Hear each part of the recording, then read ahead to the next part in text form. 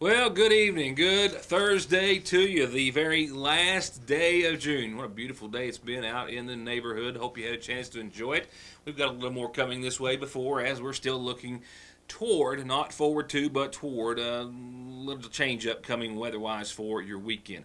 We'll talk about that and only a few other things tonight. What's the saying? Go big or go home? Well, that's going to be the motto for tonight's program. I scrapped all other reports that we had for this evening, which were in the works, for our top and basically only story this evening. It's not often that I get to share some good news to this degree with you, and perhaps maybe I haven't to any more of a degree, I guess I could say, over the course of this program. In fact, I put a little post out there earlier saying that I was never more excited to bring you a story than I am tonight. We've had some big ones, but this ranks right up there with the best of them, and I've got a whole lot of feedback wanting to know what it was. Couldn't reply, just didn't have time. It's still rendering right now, in fact, our top story for this evening, but indeed, it is some good news, and you're only going to hear it here tonight. I can guarantee you that. So we'll have that report for you in just a few moments and a few other bits of information before we leave you.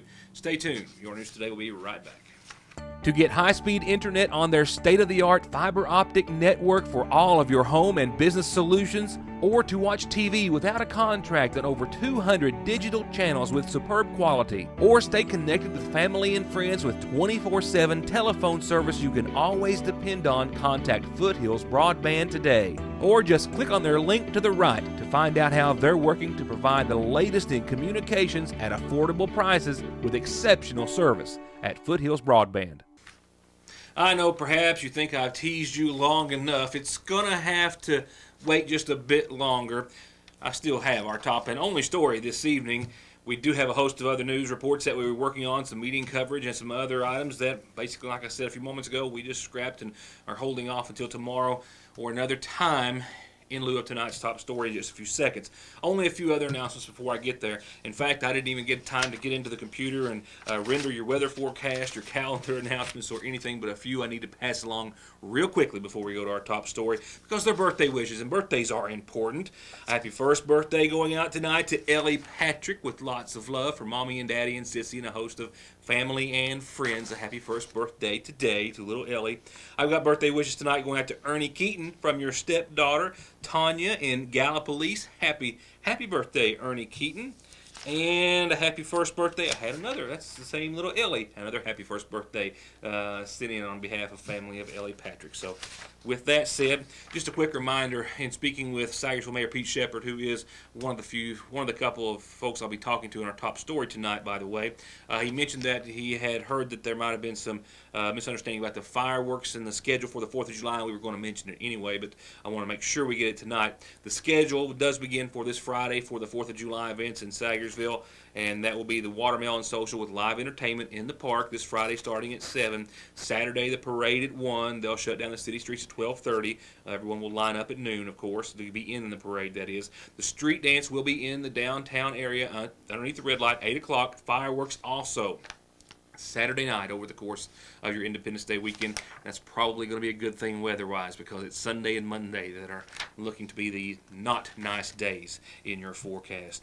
Also, just one quick reminder about services that are set to be held in honor of 87-year-old Eileen Minix Push of Half Mountain, who passed away on the 28th, preceded in death by her husband Frank. She's survived by a son Ron and daughters Patty Watson and Annette Jordan. Visitation will be this evening, all day tomorrow, and prior to Saturday services at 2, all from the Magoffin County Funeral Home Chapel. Our top story, our only story this evening, can you tell I'm excited, is coming up right after these words from some of our sponsors. Stay tuned.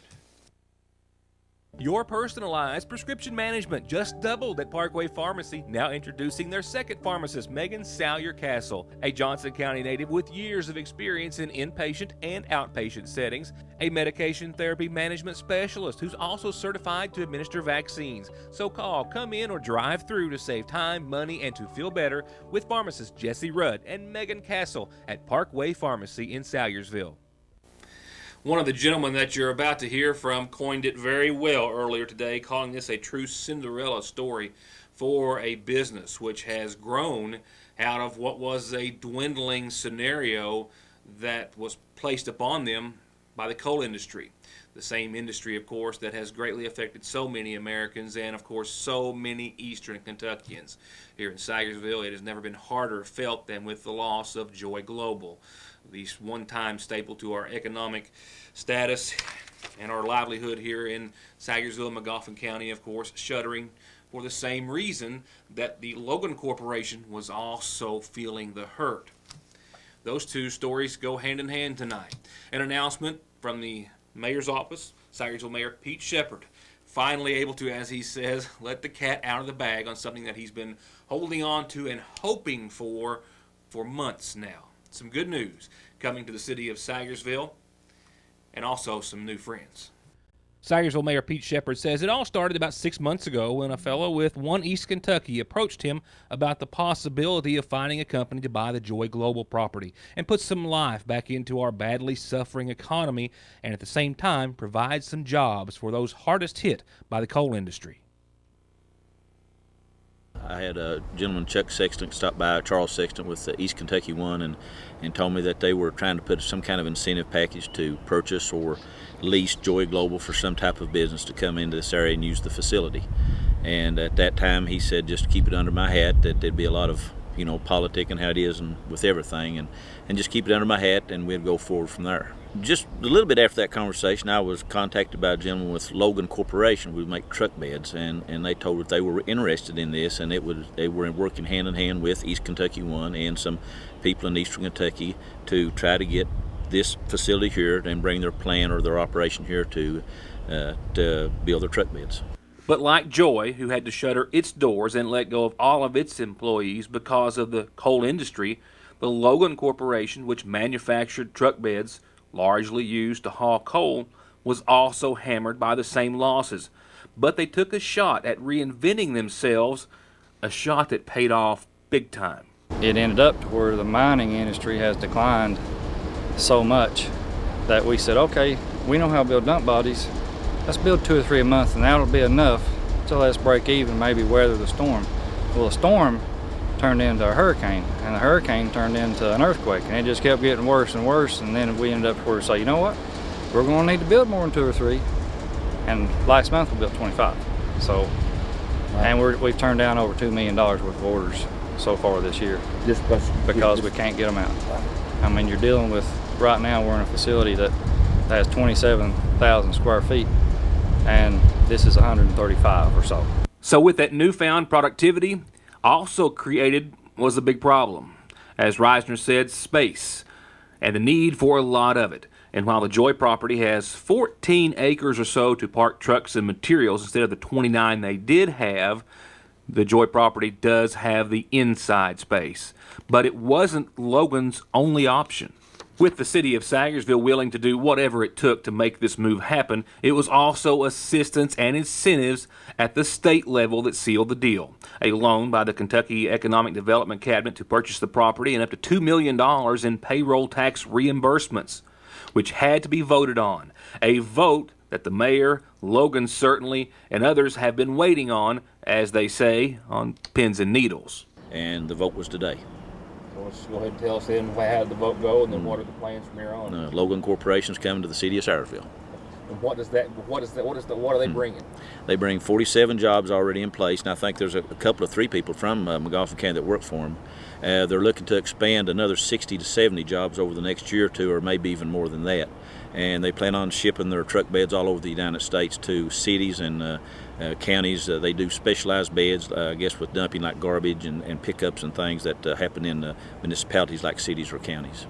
The possibilities was here or West Virginia. They was looking at a possibility in West Virginia or shutting down altogether. They were growing. They were outgrowing their facility, but they were looking for some type of incentive from either Kentucky or West Virginia to help them continue with their operation. First, Kentucky One told us to go ahead and annex the facility here to get it in the city. That they was all for that, and then I got a call about 3 or 4 weeks later saying not to annex it, that the company decided they didn't want to be in the city due to the employee tax on their employees. And I said, well, all in good, just whatever it takes to get it here, we'll do it. It doesn't matter if we end up, Joy Global never was annexed, but we want them here. That's the main thing. The city wants them here, whether they're annexed in the city or not. And not only will all of that extra space that they're going to have allow them to grow what they're already doing, Reisner also says it's going to immediately give them another product line. We can do 4 times as much volume and have enough room to keep all of our material inside, which is important. And right now, we don't have the ability to do aluminum, and that's a big part of the dump body market is aluminum dump bodies. We can't do aluminum right now because we can't store the material on the inside. We don't have the space. So as soon as we start here, that's going to be one thing we'll be looking to do is expand to aluminum bodies. There's just a big market out there for it, but we're super excited, and it's just one of those things that it came at the right time. You know, I hate to see Joy leave, but we had to have a place to go, and it ended up working out, and it should be good. Reisner also says that you'll know just as soon as they get here. There's going to be truck after truck bringing in equipment and materials. 50 new truck chassis rolling in the first day, and big, beautiful trucks rolling out with beds on them soon thereafter. Very soon. We have 47 full-time employees right now, and in a couple of years we will be over 100. So timeline get moved in probably by October. I mean, it's going to move pretty fast. Timeline to start actually hiring full-time employees probably maybe the end of the year. I mean, it may be a little sooner, but I don't want to get anybody's hopes up because we've got a lot of work to do. If anybody's ever been by our shop over there, we've got $5 million worth of steel to move over here. That equates to tens and tens and tens of 40,000-pound truckloads. So we've got a little bit of moving to do, but we're looking forward to it. And I'd call that a good problem to have, one that everyone's happy about. It was such a big deal that they were going to just let us announce it, and now the governor's decided that he wants to announce it out of his office, and that'll be tomorrow or Tuesday. So they went ahead and give me the go-ahead to go ahead and kind of let the cat out of the bag, and I'm glad of it. I'm tickled to death. We've been working on this. Chuck's been keeping me updated through East Kentucky One all along. It's been hard not to tell people because I thought it was going to happen. I really did. But they just said don't do nothing because if anything gets out, somebody might put a monkey in the wrench or something. So I just kept my mouth shut for once in my life and never said nothing. So, but it's here. It's done. It's a done deal. The next report we'll have, I would imagine, would be the official press release that is forthcoming from the governor's office in the coming days. Thereafter, we expect to see large trucks bringing in a lot of material and equipment to the facility relatively soon thereafter.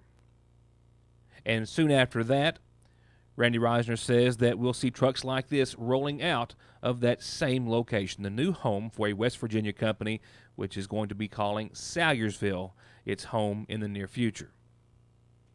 Reisner said with 50 new truck chassis rolling in as soon as they get the keys to the shop, they'll have that many at the first of next year, doubled, with 100 new chassis sitting on the lot all ready to be fit with new beds. They'll be rolling out all across the United States. Less than 5% of their sales goes to Kentucky. They're shipping them everywhere else across the United States. We certainly want to welcome them with open arms and wish them well. Well, wish I had more time. That is something I don't have tonight. Your forecast for the very short and brief of it.